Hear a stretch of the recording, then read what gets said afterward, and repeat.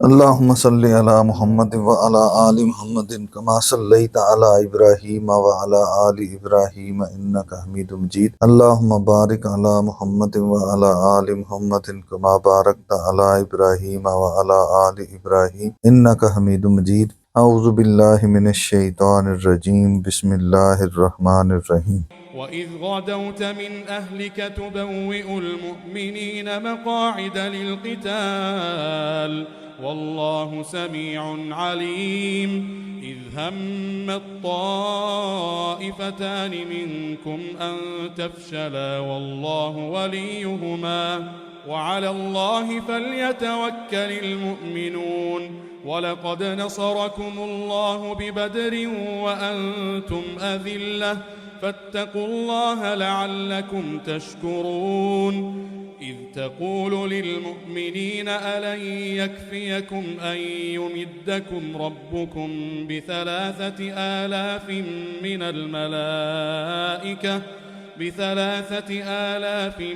الملائكة منزلين۔ آج سے ہم ایک نیا چیپٹر شروع کر رہے ہیں۔ اس رکوع میں اللہ تعالیٰ نے غزوہ احد کے معاملات شروع کیا ہے۔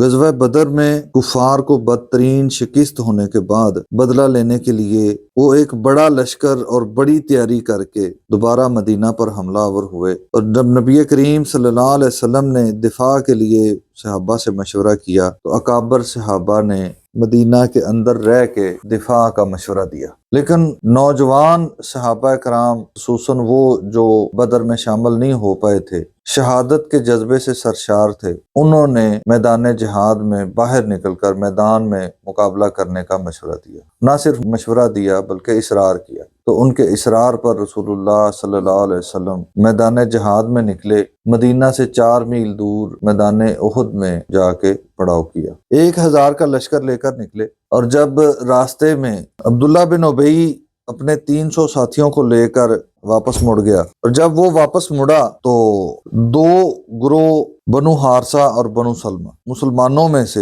ان کے بھی حوصلے پست ہوئے۔ عبداللہ بن ابی کے 300 ساتھیوں کے کم ہونے کی وجہ سے پریشان ہوئے، اور انہوں نے بھی ایک بار فیصلہ کر لیا کہ وہ بھی الگ ہو جائیں، لیکن اکابر صحابہ کے سمجھانے پر وہ لوگ رک گئے، اور پھر معرکہ احد پیش آیا جس میں صحابہ کرام سے کچھ غلطیاں بھی ہوئیں۔ ان آیات میں اللہ تعالیٰ نے ان غلطیوں کی وجہ سے جو نقصان اٹھانا پڑا، جو صحابہ کرام کی اللہ کے نبی صلی اللہ علیہ وسلم نے ایک درہ پہ ڈیوٹی لگائی تھی، وہ صحابہ کرام اپنی ڈیوٹی چھوڑ کر میدان جہاد میں اتر آئے۔ اس کی وجوہات کئی بیان ہو سکتی ہیں، بہرحال وہ ایک غلطی تھی جس کی وجہ سے مسلمانوں کو ایک بڑا نقصان اٹھانا پڑا۔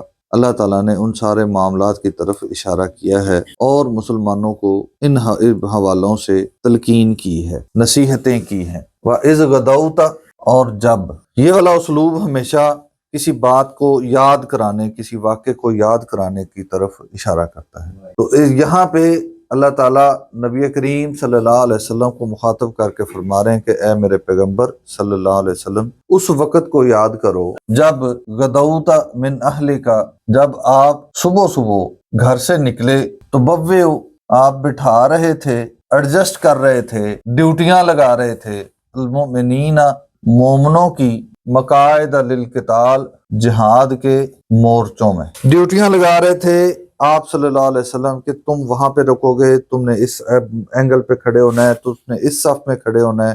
لوگوں کو ان کی جگہ مختص کر کے دے رہے تھے کہ تم نے کہاں کہاں پہ کھڑے ہو کے لڑائی کرنی ہے، ڈیوٹیاں دینی ہے۔ واللہ، اور اللہ تعالی، سمیع، خوب سننے والا ہے، علیم، خوب جاننے والا ہے۔ اذ، جب، ہمت، ارادہ کیا، طائفتان، 2 گروہوں نے، منکم، تم میں سے، ان تفشلا، یہ کہ وہ ہمت ہار بیٹھیں، کہ وہ پست ہو جائیں، وہ واپس مڑ جائیں جب انہوں نے یہ ارادہ کیا۔ واللہ ولیہما، اور اللہ تعالیٰ ان دونوں گروہوں کا مددگار ہے۔ اب یہاں پہ ایک بات سمجھنے کی ہے، واپس مڑنے والے گروہ کتنے تھے؟ 3 تھے، جن میں سے ایک چلا گیا، 2 ابھی تذبذب کا شکار تھے۔ تو اللہ تعالیٰ نے یہاں پہ طائفتان منکم، ان 2 گروہوں کو کہا ہے، تیسرے کو منکم میں سے نہیں کہا، کہ وہ گروہ تم میں سے تھا ہی نہیں، وہ منافق تھے، وہ مسلمان تھے ہی نہیں۔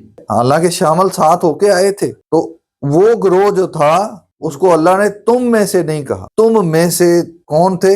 2 گروہ، بنو سلمہ اور بنو حارثہ۔ وعلی اللہ، اور اللہ پر، فلیتوکل، بس چاہیے کہ توکل کریں، بھروسہ کریں، المؤمنون، ایمان والے۔